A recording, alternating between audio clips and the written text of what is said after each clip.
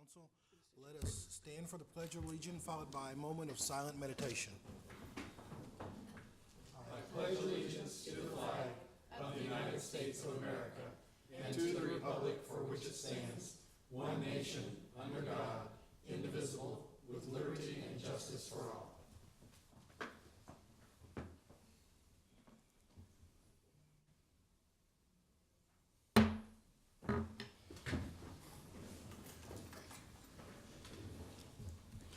Welcome to the meeting of the Lincoln City Council.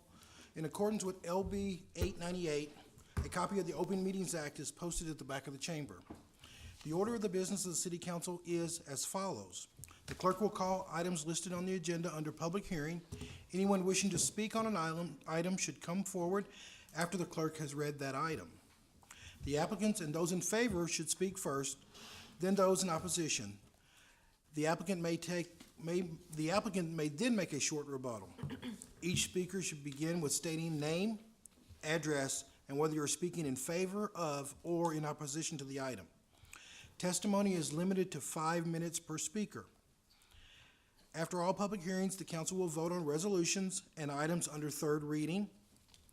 On the second, that's today, and last meetings of the month, immediately prior to adjourning, anyone may speak on any issue not on the agenda for that date, nor planned for a future agenda.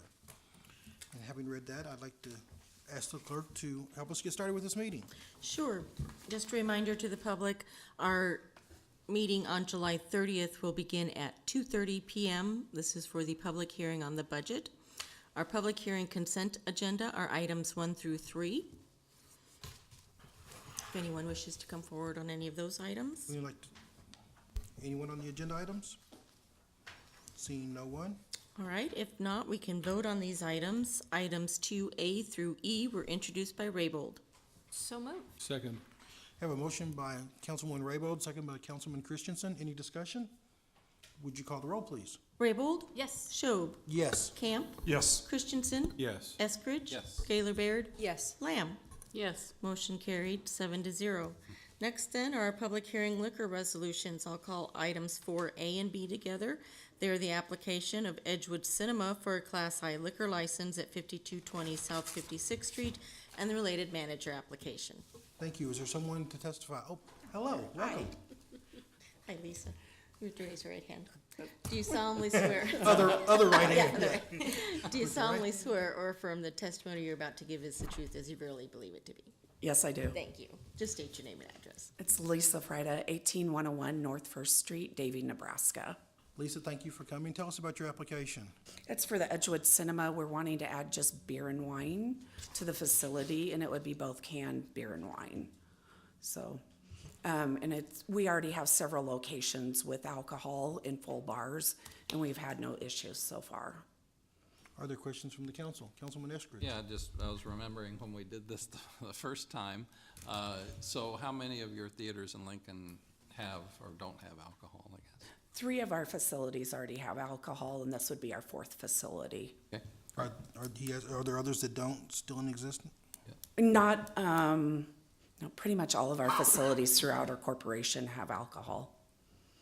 Other questions from Councilwoman Lamb? Thank you. So are you then renovating and putting in dream loungers and a little restaurant type area out there also, or? They've renovated the lobby right now and the vending stand. For the auditoriums, that still is up to the company to decide at this point. Okay, thank you. Is anyone else who'd like to testify on this item? Thank you. Thank you. Teresa, our next item? All right, next I'll call items 4C, D, and E. They're the application of Cosmic Eye Brewing for a Class L and Class C liquor license at 6800 P Street, Suite 300, and the related manager application. Thank you. Good afternoon, everyone. Good afternoon. I'm, as I think all of you know from last week, I'm Sam Riggins. You want me to swear in first? You bet. Thanks, Sam. Yeah. Do you solemnly swear or affirm the testimony you're about to give is the truth as you really believe it to be? I do. Thank you. Who are you? Why are you here? I'm Sam Riggins. My home address is 5716 Lenox Avenue, and that's here in Lincoln, Nebraska. get signed in here and. So if you would, just refresh us about your application and what you're planning to do. Sure. So we are looking at opening both a brewery and tap room in the old Laser Quest location in what most people would call East Park Plaza. We are at 6800 P Street, suite number 300. Our plans are to have a production-type brewery in the backside of the building where we will be facilitating the filling of kegs, cans, and bottles for distribution. The other outlet for sales for us will also be the tap room that's in the front of our building. We are applying for both a Class L license as a producer and a Class C license for our tap room.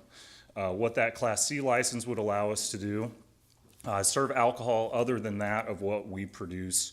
And we're looking at doing that primarily so people that don't drink beer, people that have food allergies to gluten specifically, are still able to come in with their friends and family and enjoy our space. And we don't really have to have a reason to turn people away from our business. While we are selling off-sale alcohol, the only thing that we will be selling off sale is the beer that we produce. Those will take the shape of 32-ounce crowlers, which are a newer innovation in the beer market. So instead of selling the 64-ounce glass growlers, we're now moving towards a 32-ounce point-of-sale fill. We'll be selling our six-packs and our large format bottles. We have no intention of selling alcohol other than ours in an off-sale manner. It's not what we're interested in. It's not what we're passionate about, and quite honestly, we just don't really have the space to do it to do those sales. Are there questions from the council? Councilwoman Lamb? Mr. Riggins, thank you for being here again today. So late last week, we learned that the waiver application that we had in front of us actually wasn't necessary because Correct. Joseph's wasn't, it didn't meet the definition of college. And I don't know why you filled that out, but I just wanted to, if that was anything on the part of the city, I want to apologize on behalf of the city. So, we ran this all through zoning and planning, building and safety, and received all of our permits and all the nice fees that we're allowed to pay alongside of those permits. Thank you. And we were of the understanding when that went through that process that we were okay in a zoning code wise in regards to all of our neighbors in the complex. When I did take my application into the Liquor Control Commission, you were also offered like a sort of sit down, walk through your application to see if you're missing anything, if you've haven't filled something out properly, misspelled your name, misspelled your address, those types of things. And in that review process, they mentioned, hey, we know the college is right there, and you probably need to get this waiver. So my understanding of the waiver process is that I'm not requesting that waiver from the city of Lincoln or from the state of Nebraska. That waiver program was developed through the Liquor Control Commission as a rule to allow universities and colleges across the state to kind of control the borders of their institutions. What was happening was people could sell beer near the universities, and through special designation licenses, people were getting SDLs specifically for Husker game days and then being allowed to serve beer, wine, liquor at those. So originally that was intended to be a law passed through the unicameral. It eventually became a Liquor Control Commission rule, and that process is to allow the university or the school to essentially be in control of that. What I also found in my research of that is that while Joseph's College is a great institution, I'm sure there are a lot of people in here that have gotten haircuts because of people that went to school there. They didn't fit the definition of the legal rule. And that legal rule is basically of their licensing. They fall under the Department of Health and Human Services, and because of that, they fall outside of the legal definition of a college or university. We also found that we had a Friends Bar down here on South 11th Street, who are directly across the street from the College of Hair Design, which is a very similar school to Joseph's. And they said, hey man, why'd you have to fill out a waiver? And that's when I kind of started doing a little more research on the rule and the ruling in the LCC rule book. So we actually found that we did file that waiver in error. Even if it wasn't in error, my understanding is that Joseph's College is the one that would grant us that waiver, and we have a great relationship with those folks and have their full support. Thank you. Yes. Are there questions from other members of the council? Is there anyone in the audience that'd like to testify on this item? Yes, please. Would you raise your right hand? Do you solemnly swear or affirm the testimony you're about to give is the truth as you verily believe it to be? I do. Thank you. Hi, my name is Michelle Riggins. My address is 5716 Lenox Avenue in Lincoln. I am Sam's wife and a partner in Cosmic Eye Brewing. I am here today in favor of Cosmic Eye and the recommendation of the council without restriction for our licensing. My husband Sam has long dreamed of these moments that have brought us here today. He began homebrewing over a decade ago with a dream of making his hobby a career. He moved on to become a brewer at Nebraska Brewing Company, learning the skills of the trade in a commercial setting with a plan to eventually open our own brewery here in Lincoln. Sam left his job to begin this journey almost 4 years ago. We have faced many challenges and obstacles over these years.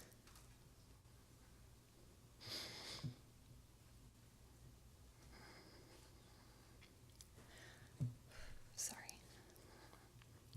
Although our path to this day has been very difficult, with every turn, we find more support through our family, friends, neighbors, and our community.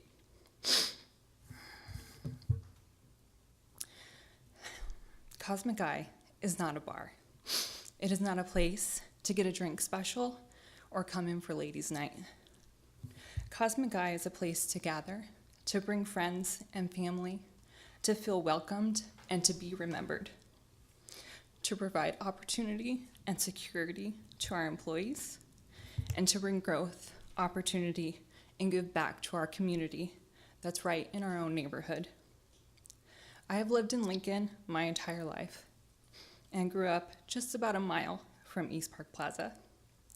Today, my family lives less than 5 minutes from our space.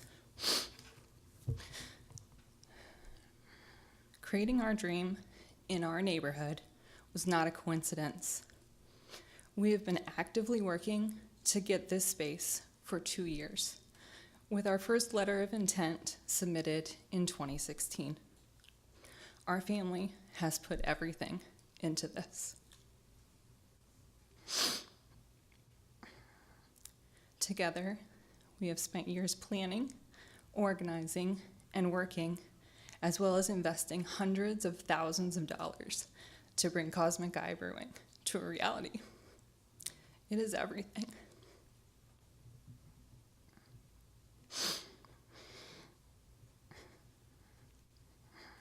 Today, I'm asking for your support and recommendation without restriction to licensing.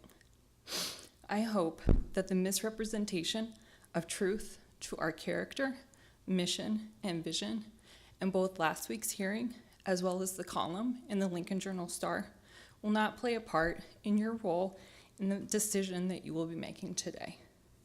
I appreciate your support to bring us to the next steps in making our dream a reality in this city that we love so much.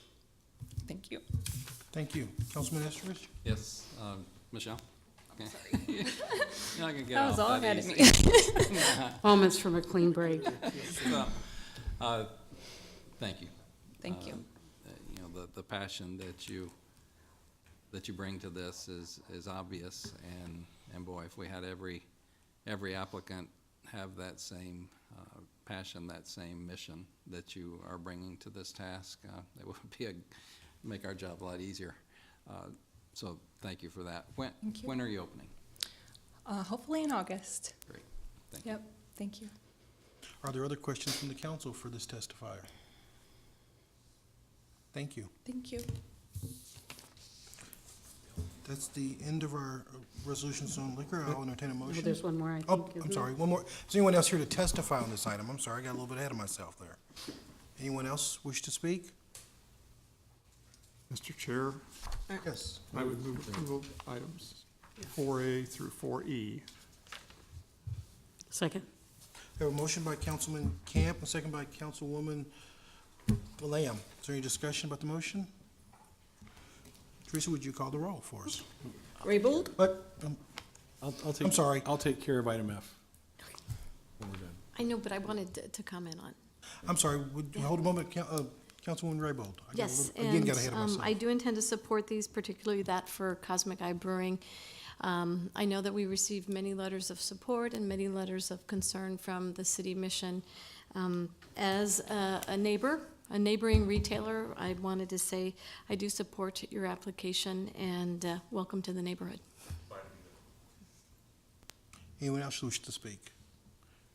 Okay, we have a motion by Councilman Camp and second by Councilwoman Lamb. Would you call the roll, please? Raybold? Yes. Schob? Yes. Camp? Yes. Christensen? Yes. Eskridge? Yes. Gaylor Baird? Yes. Lamb? Yes. Motion carried 7-0. Mr. Chair, Mr. Christensen. we've received a request to remove item number 4F, so I move it be withdrawn. Second? We have a motion by Councilman Christensen, second by Councilwoman Raybold. Any discussion? Would you call the roll? Raybold? Yes. Schob? Yes. Camp? Yes. Christensen? Yes. Eskridge? Yes. Gaylor Baird? Yes. Lamb? Yes. Motion carried 7-0. Thank you. Next on our agenda are public hearing resolutions. Yes, item 5A, accepting a report of new and pending claims against the city for June 16th through the 30th, 2018. Is there anyone here that wishes to speak to claims against the city? You guys are being very polite to each other. Would someone please? And there's actually two podiums. If you come to the front row and prepare for the next, that would be helpful.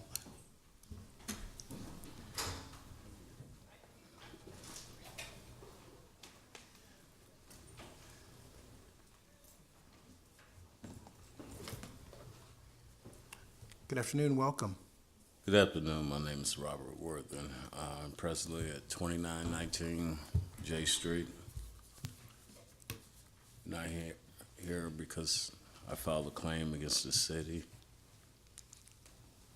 for an injury I received when I was arrested in the, give me a moment, I forgot what date it was. Didn't bring the right dresses. 9/28, 2017. This case went to trial. Well, before it even got to trial, the witnesses recanted their story. It was found out they gave false information, addresses, phone numbers, date of births, even nationalities and races. I don't know how they got away with it, but I was arrested. My arm was twisted, my left arm, and I was thrown in the back of this police car. I was not seatbelted. And let me put this out front. I support the police. I've been active in the community of Omaha, Lincoln, Grand Island. I see what type of lunatics we have out there. They have to protect themselves. I don't even place fault on the officer that twisted my arm, handcuffed me, throw me in. So we all have bad days. But I'm saying, I raised 16 kids. 16. 6 in college, and I have 10 minor ones. 3 are going to college in the next 2 years. I've been a diesel heavy-duty equipment mechanic for over 32 years. In 2017, after my injury, I go to a physical, completely nude physical, because they have to check my body. That night, I received 2 strains. A strain is equivalent to broken bones. I cannot pass the physical, therefore I cannot go back to my career. which I raised children to put them through college. I was able to afford it. I'm not able to afford it now due to the strains. The federal court said anything palatable and distinct can be heard in court. I have a palatable and distinct, which means I have to have surgery to remove the strains. In good faith, I went to the police chief, I went to the assistant attorney of the city, and I tried to state that I want nothing more than what was taken from me. I was falsely arrested. I was injured, which also is a federal question. The court will not hear an argument where the police was wrong. They don't give a care. They only want to know I was arrested and how did I get injured. If I wasn't falsely arrested, I wouldn't have got injured. I don't know what these people, the witnesses, told the officer to arrest me, but I was not the guy they were supposed to arrest. And I just want to pass the rest of my time to this gentlewoman. And I just want the council to understand it's cases where people have bad days. Maybe I also had a bad day. But I have bad days. Look at all the kids I raised. You know, I'm not here to You have 1 minute left. bring, okay, I would like to resign on the rest of my time to her if possible. If not, thank you. I have some questions. Questions from the council? So what are you seeking? I'm just seeking my medical. I cannot afford $20,000 to remove the strain from my arm. The cost of the surgery is $20,000. It would be near or about. It'd be near or about. Plus lost wages. And the injury that you sustained, was that when you were? Handcuffing. My arm was twisted, handcuffed. No, I mean, I can't see it. I don't know why he did it, but Yeah. common sense will tell anybody if you twist somebody's arm, you're either gonna cause temporary injury or permanent injury. Anytime you twist anybody's arm. And you also said that you, when you were put into the police car, that you were not seat belted in. I wasn't seat belted. Did you have an injury as a result of that, of not being? Well, I had to use something. I used my right foot to put against the door and my left shoulder. Okay. I had to use it because that's the way I was placed in the car. I had to restrain myself from moving around. And I was not the guy they were supposed to arrest anyway. Other questions from the council? Councilwoman Lamb? So I think that Councilman Eskridge dealt with some of my questions, but I want to know about the, when you got in the car, so my understanding that your hands were handcuffed behind you? This arm, the left arm was twisted, as you Okay. can see. The left arm was twisted, and he put it in, and I said, yeah, officer, would you please loosen that up? I need to loosen my arm up. And of course, he's told me to remain silent. So I guess my question is whether you needed assistance or were unable to put on the seatbelt yourself. I was handcuffed, ma'am. Okay, that's what I wanted to make sure. Behind my 'cause back. someti- and so that's what I wanted to verify. Oh, okay, Yeah, yeah. yeah. I don't think I was getting any privileges or Okay, thank options to do anything but be quiet and shut up. That's what I was ordered to do, and I did it to de-escalate the tension that officer may have with me. Thank you. Thank you. Councilman Thank you. Camp? Yes, if we could have our city attorney come forward, Mr. Kirkpatrick, and I guess. Thank you, sir.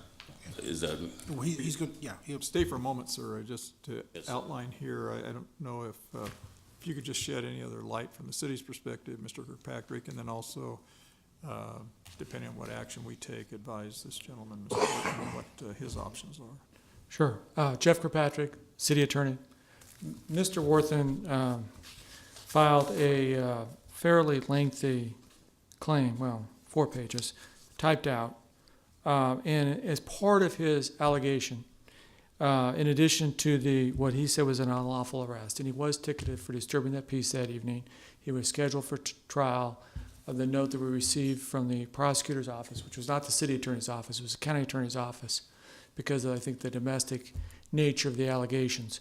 But the note we received from the county attorney's office was that due to a failure to cooperate from the witnesses, that they did dismiss the charges, or the charge, prior to going to trial. So I don't think there's a big dispute between what he just told you and what our records indicate.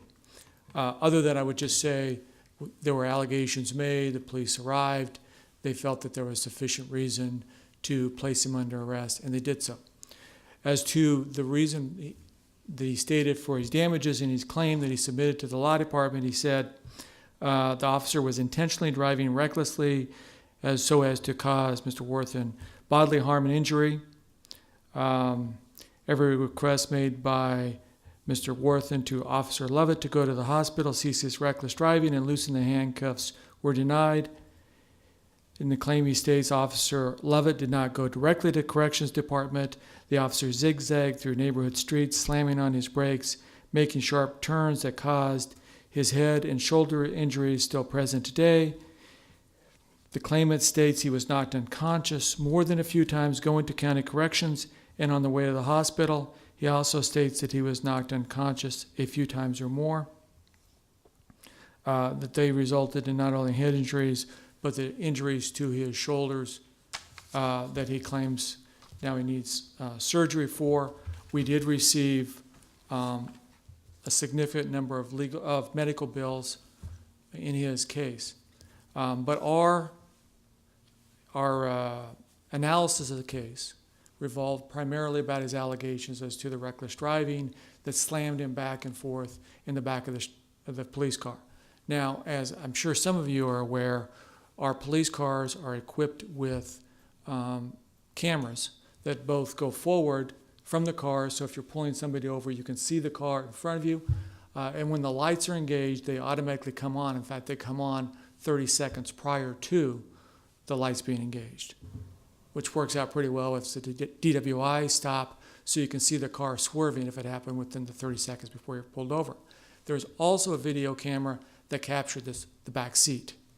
And so once we received the claim, we asked LPD to provide our office with the videotape of his transportation to the jail.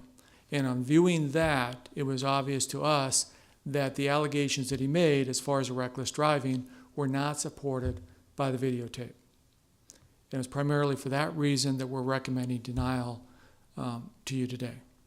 Now, he has made these allegations, including not only reckless driving, but also infringement of his constitutional rights. And if the council today votes to deny his claim, his course of action would be to file suit, either in state or federal court.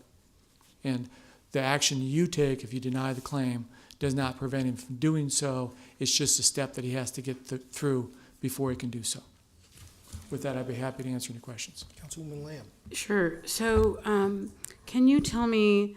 I'm concerned with the officer putting him in and not buckling the seatbelt. Is it standard procedure if someone's handcuffed that the officer would buckle the seatbelt? I apologize. I can't answer that question. I should have. I received notice Mr. Worthen was going to be here. Is that how you pronounce your name? Worthen. Worthen. Apologize. He was going to be here about 1 o'clock. Did not have time to double check with the assistant city attorney that handled the case. Did not have an opportunity to refresh my recollection as far as whether he was buckled in or not. Okay. I can do that if you want to continue this claim for another week. I'm happy to check with her. I think that's something we can determine from the videotape. To your question, as far as policy, as far as if their policy is to buckle them in or not, I can't address that 100%. I think that their policy is they do not buckle them in, because when you think about the physical action it would take to buckle them in, when you think about that, the police officer puts someone that's just been arrested, and they do handcuff them in back if at all possible, because if you handcuff people in front, it's much easier for them to escape, especially if they're much more limber than I am. But then you think about putting somebody that's handcuffed in the back seat, possibly combative, possibly intoxicated or under the influence of drugs or alcohol. And then if you expect an officer to lean over to get the buckle and pull that over them, whether they're resistant or not, you're asking the officer to put themselves in a pretty vulnerable position. And so as I stand here today, I would tell you, I think the policy is not to buckle them in, and that goes to the safety for the officers. But I could be wrong. Well, and everything else seemed to be fact-based, and it's a question of fact and so forth. But this particular, I think the answer to this question would be important to know. Well, that would be, I mean, I understand your reasoning, and I thought about that myself, but I just wondered if it was a policy or not. yeah, and I can certainly get back to you on that, but as far as our determination of fact, sometimes we're in a circumstance where you've got somebody, perhaps a city employee or perhaps someone from the general public that tells one story, and then you've got a claimant that tells another story, and sometimes that creates a challenge for you. In this case, I would tell you that we have videotape that we reviewed, and that played a very large role in our recommendation. Councilman Christensen. Jeff, what I'm hearing from you, though, make sure I'm hearing the right thing, is that regardless of the details that we could get into, we're not really trying the case here. Is your recommendation to us it's in the best interest of the city that this not be resolved here with us? Well, certainly if you recommend denial, that means we don't pay out this claim. Right.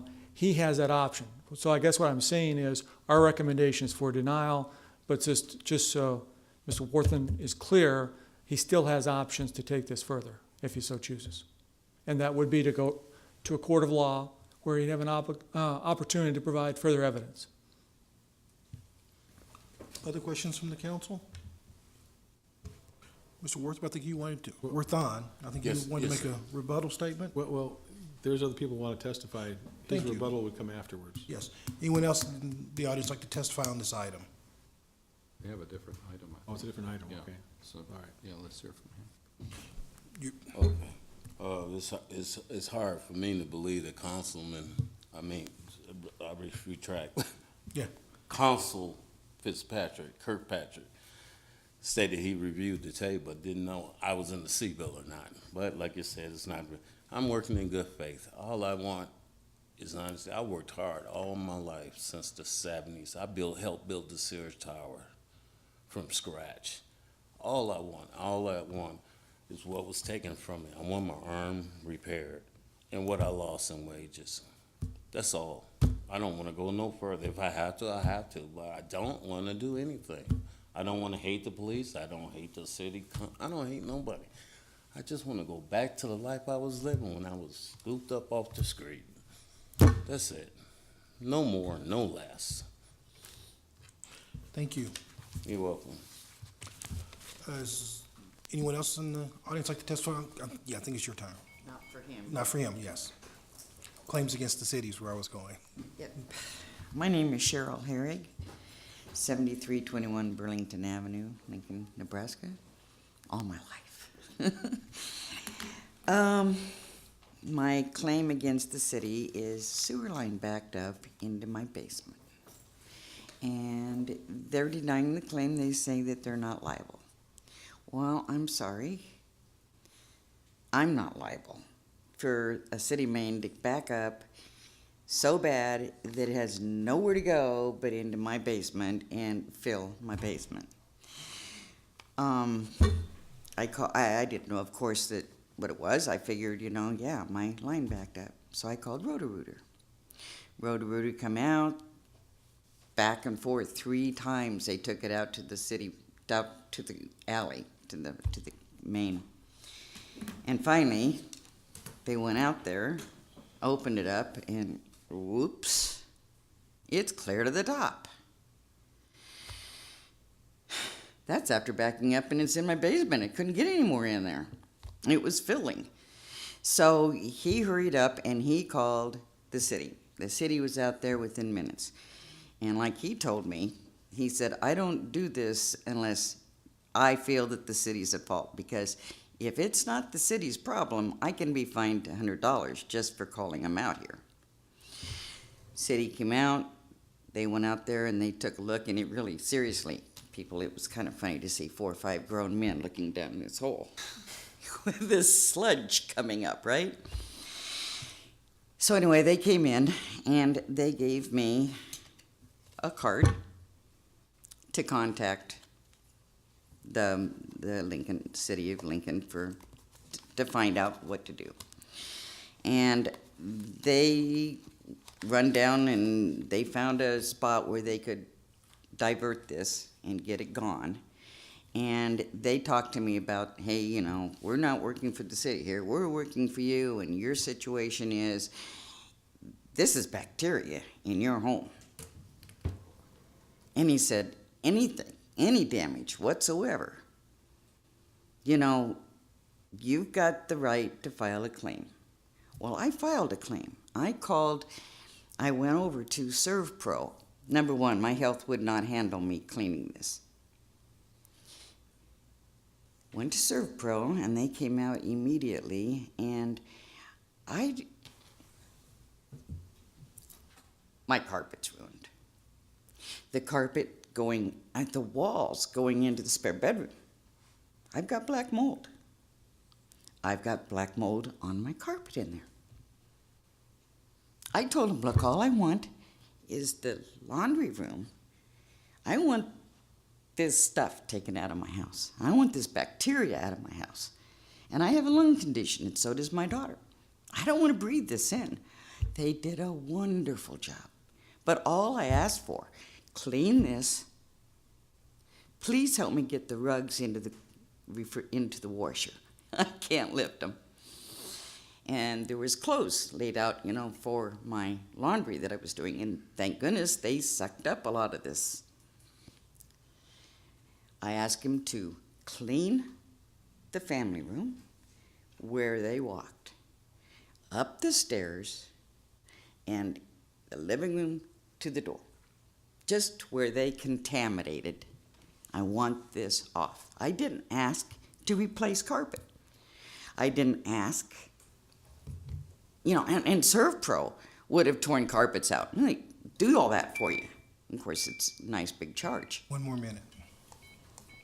So all I'm asking is Roto-Rooter paid and ServPro paid. That's all I want. I'm on a limited income. I'm just living out here on my own. And I have paid Roto-Rooter. Actually, my fiance paid it. I didn't have it. And that was $383. And ServPro charged me $439.38. So it's a total of $822. I don't think I'm asking too much, but the city says I have to prove liability.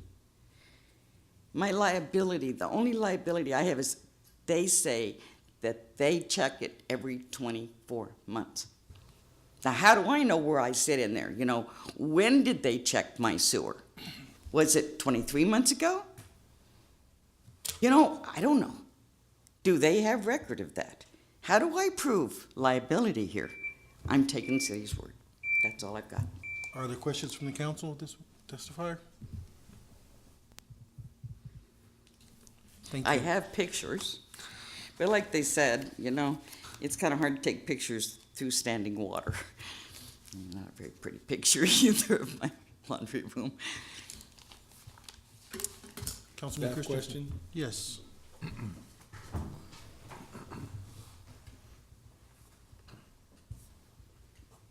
Jeff Kirkpatrick, City Attorney.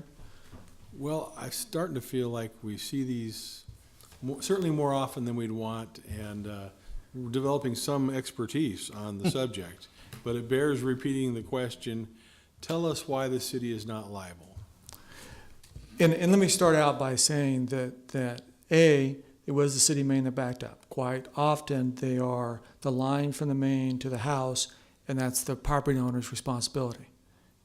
And we're not responsible for that at all, whether it's tree roots or failure to maintain. In this case, it was the city main, not the line to the house that backed up, that clogged and caused the backup, unfortunately, into her house. Let me also say that as far as her damages, and she says I'm being reasonable, we do not disagree with that at all. She did submit the pictures to us. We think the bill is more than reasonable. However, the next step we have to take is to analyze and say, was the city at fault? Was the city negligent? Should we have done more as far as inspecting the city main, Does our schedule have to be changed so we're doing it more often? Did we have a schedule that we didn't keep to? Did we go through this line and miss something important that caused the backup? And she is correct as well. We have a 24-month inspection cycle, and what we do is we send basically a video camera down through the line looking for cracks, defects, something that's going to cause a problem. And sometimes there are some blockages starting to build up, and when we see that, well, if there's a big crack or something, we go down, we have to replace it. If we see a blockage for whatever reason that we can jet it, then we wash it out, we clean it out by jetting it. The last time that we did an inspection of this line was in November of 2017. So basically about 7 months prior to this happening. And so the reason we did the analysis and our recommendation to you is denial because we kept to the 24-month cycle. In fact, it was less than a year prior to this when we did the inspection and we didn't see any problems, any defects. It's not reasonable for us to do anything more than that. We weren't negligent in our performance of the duty, and so we're required to recommend a denial to you. Be happy to answer any questions. Yes? Jeff, did they do an analysis when they sent that crew over to take a look at it? Did they determine what caused this backup on the city line? There was obviously a blockage. One of the causes of that was there was a iron railing or rung that had rusted away and washed down and helped to build up the blockage behind it. An iron railing? Well, like a manhole, if you're going down into the main from a manhole, I think there was some iron steps, some rungs. And were those iron steps and rungs? They were in the main. Property of the city? Yeah, they were in the manhole. Okay. A ladder. Yeah, basically. I mean, they're just rungs, but that's what it serves as. Other questions from the council? Councilman Eskridge? Yeah, so we inspect the waterworks, I guess, to make sure things are flowing. But how about inspections of that kind of infrastructure to make sure that that kind of thing doesn't happen and you do get the blockage? Because, I mean, if that happens, that's a sudden thing and would lead to a problem right away. Well, it could. It depends on, how much breaks off and where it goes when it breaks off. We maintain those because there's a reason why those rungs are there, and that's for people to be able to get down there quickly if they need to. But as far as what the inspection schedule is for that, I can't tell you that. Other questions from the council? Councilwoman Gaylor Could we Baird. get more information on the inspection schedule for that if we delay this item, just to help us understand? We could, if we have one, and I don't know if we do, but we'd be happy to check and get back to you on that. Seems like that would be an important question to answer. Councilman Camp. I don't know if you would know this, Mr. Kirkpatrick, but as a result of this, where the blockage was about 7 months after the previous inspection, did the Public Works decide to do future reviews of that or inspection of that storm sewer or sanitary sewer more frequently? No, I mean, there was no reason. There would be some circumstances where they'd say, we're having blockages here on a frequent basis, there's something going on, or they go through the line and they say, well, we're seeing some deterioration. This isn't so bad where we need to replace the main, but we're seeing deterioration, so we need to check it out more frequently. So I can imagine some older lines. I mean, the standard is at 24 months. I suspect there are some lines where the standard is every 12 months, just because of the nature of the deterioration. This is not one of those lines that we saw any indication where we need to check more frequently. Other questions for the council? Councilwoman Raybold. Were there any other complaints in the vicinity that they were aware of about the backup?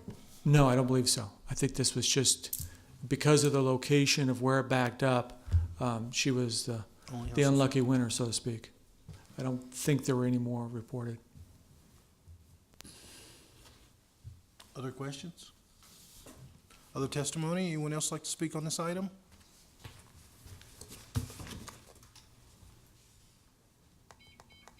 Hi, I'm Ronald Hughes, her fiance. I live at 2995 Orchard. And I was there the day the Roto-Rooter guy came in. He ran the line out, I don't know how many times, then he scoped it and he says, this ain't our problem. So I went with him out to the manhole in the alley they lifted the manhole and it was backed up, and he says, this ain't your problem, this is the city's. So anyway, the city come out, and they was down, I would say a block away to the west in an alley, in the same alley, in the line, so. But one question, they say they maintain the lines, the city's bus drivers, they maintain their buses every, how often? But if the brakes would happen to go out in a bus and run into a property, a house, a car, would that be the car owner or the property owner's problem because this malfunction happened with the bus, just like the railing in the water line? That's what I don't understand. So, but that's all I got. Any questions for this testifier? Thank you, sir. Looks like we're ready to vote on these resolutions. Is there any additional discussion? Councilman Eskridge. Yeah, I would move that we delay for a week the second item to get some more information on the condition of the infrastructure there. Second. A motion by Councilman Eskridge and a second by Councilman Christensen that this one item on the resolutions for claims against the city be delayed 1 week. Just for the record, that's Cheryl Herons. Yes. Thank you. Any other discussion? I'm sorry, Councilman Camp. I would just say if we could have our Director of Public Works check with her appropriate staff person to give us a report, so we know a little bit more of the details. And also, you know, these types of situations are very unfortunate. I know we've had a kind of a history of how we approach them. Maybe if you could look at that and just see where this might fit into that. Thank you. Other discussion? And this was just for action only, correct? Yes. Thank you. Okay. We have a motion by Councilman Eskridge and a second by Councilman Christensen. Would you call the roll, please? Raybold? Yes. Schob? Yes. Camp? Yes. Christensen? Yes. Eskridge? Yes. Gaylor Baird? Yes. Lamb? Yes. And this was initially introduced by Gaylor Baird. So moved. So now we have the original motion, right? Yes. Yes. A motion by Councilwoman Gaylord Baird, second by Councilman Christensen. Any discussion on the original motion? I would Councilman- also like to request that we delay for 1 week the claim that was presented by Mr. Workman to get a few more details from law enforcement on that issue. And I'd like to look at the video myself if I could, please. Second. Second. Okay, so that was a motion by Councilwoman Raybold. Delay second for by- 1 week with, Yeah. By no further Gaylord Baird to testimony. delay 1 week. Any discussion? Let's have a roll call vote on that motion, please. Raybold? Yes. Schob? Yes. Camp? Yes. Christensen? Yes. Eskridge? Yes. Gaylor Baird? Yes. Lamb? Yes. Motion carried 7-0. Now let's return to the original motion on these resolutions. Would you call the roll, please? Raybold? Yes. Schob? Yes. Camp? Yes. Christensen? Yes. Eskridge? Yes. Gaylor Baird? Yes. Lamb? Yes. Motion carried 7-0. Thank you. Next then are our public hearing ordinances, second reading. Item 6A, change of zone 18019, application of Stephen and Sarah Schott for a change from H3 Highway Commercial District to R2 Residential on property generally located at 1340 Furnace Avenue. Is there anyone in the audience here to testify on this item? Default Yes, I was gonna say, do one of you guys wanna call the staff up or shall? Mr. Curry, please help us. David Carey with the Planning Department. Really just to give you a brief overview of this, this is a change of zone action that was supported unanimously by the Planning Commission. It was on our consent agenda. Really just wanted to, it's kind of a cleanup item, but what it does is it provides for an existing home to be brought into conformance with what would be the new zoning, so that it could have that status. There's no intention to further develop the land. Part of the consideration was that this would bring residential zoning within that 300-foot policy within industrial zoning. I believe it would bring it to within 260 feet, so not right next to it. This was reviewed by the health department. They did determine that because this was an existing residence and the fact that there is limited to no opportunity to further develop this property with more units, that they were comfortable with this change of zone. And then also a clarification really was brought up as part of this application that the comprehensive plan future land use does show it as commercial, but at that point in time, there are many different locations, individual locations like this, where the future land use represents the existing zoning, not necessarily the overall intent of the future land use. So that is somewhat malleable if there's a reason for it, and we felt like it was an appropriate reason to make this change. So with that, I can answer any questions you may have. Questions of Mr. Carey? Councilman Yeah, Eskridge? there was a necessity for why the applicant is wanting this change. Do you recall what that was about? My understanding is that it was in order to make sure that the ability of the property owner for this current occupant as well as any future owners to be able to make some minor adjustments on it, and so that they are able to up to and including rebuilding the entire structure if there is something catastrophic there. That is the overall purpose, but if you're referring to a reason that is specific to the current owner, I'm not aware of it right now. Thank you. Other questions of Mr. Carey? Thank you. Thank you. Anyone else like to speak on this item? Seeing no one, Teresa, can we move to our next item? Yes, item 6B is amending the pay schedule for the employee group whose classifications are assigned to the pay range, which is prefixed by the letter A, by changing the title of Class 2040 from Utilities, Safety, and Training Specialist to Safety and Training Specialist. Good afternoon, City Council. Mickey Esposito, Director of hopefully Transportation and Utilities in the future. I keep promoting that. But with me, we have Nicole Gross, who can talk to you a little bit specifically about the reclassification of two positions in StarTran. And so if you can go through the personnel changes, then Mike Davis will speak to the operational rationale for you. This first item is simply a title change from utilities, safety and training specialist. We're taking out utilities, so Public Works can use that in other areas of their department. And I don't know if Mike has anything he wants to add on that, but it will be used in StarTran, so not only just the utilities section in Public Works. Mike Davis, Transit Manager. Regarding safety and training, we do have new safety regulations that we are under, and additionally, we have a new driver simulator which is coming on board in September, and so we're looking at the ability to be able to improve that, which is our number one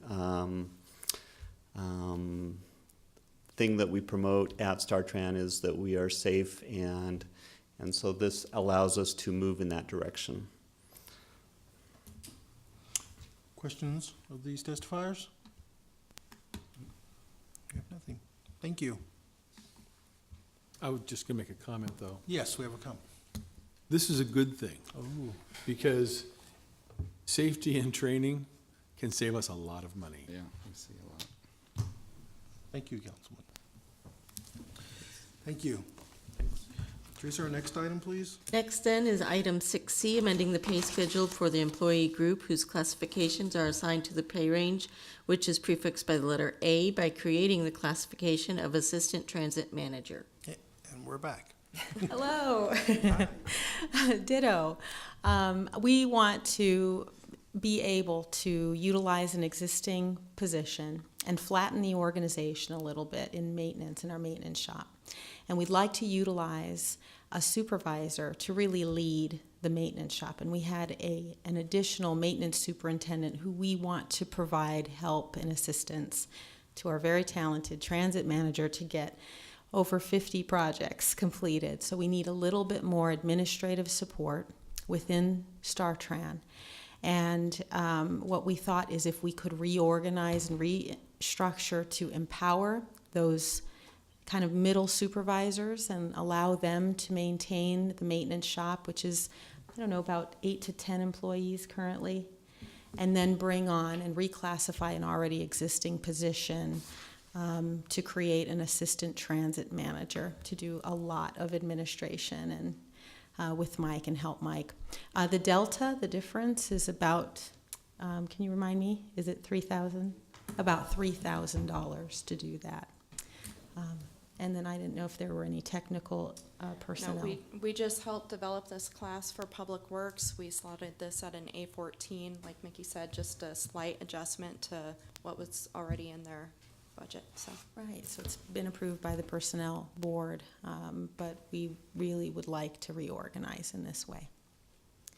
Any questions? Thank you. Are there questions from the council? Okay, go Mike. Thank you both. That appears to be the end of our public hearing on that portion of our agenda. Yes, we Shall can move into the voting session. Yes, please. Ordinance's third reading. Item 7A, change of zone 18012, application of Lancaster County Ag Society for a change from AG agricultural to P public use on approximately 157 acres of property generally located at 4100 North 84th Street, introduced by Eskridge. So moved. Second. I have a motion by Councilman Eskridge and a second by Councilman Christensen. Is there discussion? Would you call the roll, please? Raybold? I'm sorry, Councilwoman Raybold has Left been the building? excused. Okay. Yes. Schob? Yes. Camp? Yes. Christensen? Yes. Eskridge? Yes. Gaylor Baird? Yes. Lamb? Yes. Motion carried, 6-0. Item 7B is approving an amended memorandum of understanding between the city and Lancaster County Ag Society for a change from AG agriculture to P public use and to amend the special permit relating to the reduced H4 General Commercial District zoned property, introduced by Eskridge. So moved. Second. Motion by Councilman Eskridge, second by Councilman Christensen. Discussion? Would you call the roll, please? Raybold? I'm Oh, sorry. she's she- gone. Yeah. Schob? Yes. Camp? Yes. Christensen? Yes. Eskridge? Yes. Gaylor Baird? Yes. Lamb? Yes. Motion carried, 6-0. Our resolution for action only. Item 8A, resolution directing the mayor to solicit proposals to purchase Pershing Auditorium, introduced by Camp. So moved. Second. Got a And motion? Yes. I Motion was by- to say, Madam Clerk, Mr. Chair, I would move we extend this one more week. We had a lot of consultations ongoing, but we're getting there. Okay? So I'll those, second the motion to delay one more week. okay, we have a motion by Councilman Camp, a second by Councilman Christian to delay. I'm gonna refrain for asking for discussion, just ask for a roll call. Schob? Yes. Camp? Yes. Christensen? Yes. Eskridge? Yes. Gaylor Baird? Yes. Lamb? Yes. Motion carried, 6-0. Good catch on that Raybold. Thank you. Councilman Christensen. I want to address something, make a motion to delay for item 11A. This has already been delayed once. This is the PACE ordinance. I've received a request from the administration to delay this until the 6th of August. I think it'd be better if we delay it today instead of wait till next week. So public hearing and action continued Yes. to August August 6th. 6th. Okay, very good. Second. Have a motion by Councilman Christensen, a second by Councilman Gaylord Baird to delay item number 11A until August 6th. Any discussion? Please call the roll. Schob? Yes. Camp? Yes. Christensen? Yes. Eskridge? Yes. Gaylor Baird? Yes. Lamb? Yes. Motion carried, 6-0. We're back to number 9 now, correct? All right, so our resolutions on first reading are items 9A through E. Ordinances on first reading are items 10A through H. Pending list date certain, the pace will continue till August 6th. West Haymarket to August 6th. Our pending list are items 12A through C. Anyone wishing to address the council on a matter not on this agenda and not planned to appear on a future agenda may do so at this time, since it is an open microphone session. Is there anyone in the audience who would like to address the city council? Mr. Chair, seeing nobody prancing forward, I'd move for adjournment. And I'd also wish everyone a happy St. Patrick's Day tomorrow. What? St. Patrick's. St. Patrick's Day. Isn't that right? No. No. I'll second the first part of his motion, not the Oh, second. shoot. Got a motion by Councilman I got the Camp 17th right. and a second by Councilman Christensen. that we adjourn. Would you call the roll? Schob, Yes. Camp, Yes. Christensen, Yes. Eskridge, Yeah. Gaylor Baird, Yes. Lamb. Yes. Motion carried, Only 6 4 to 0. minutes. Nancy, you heard it.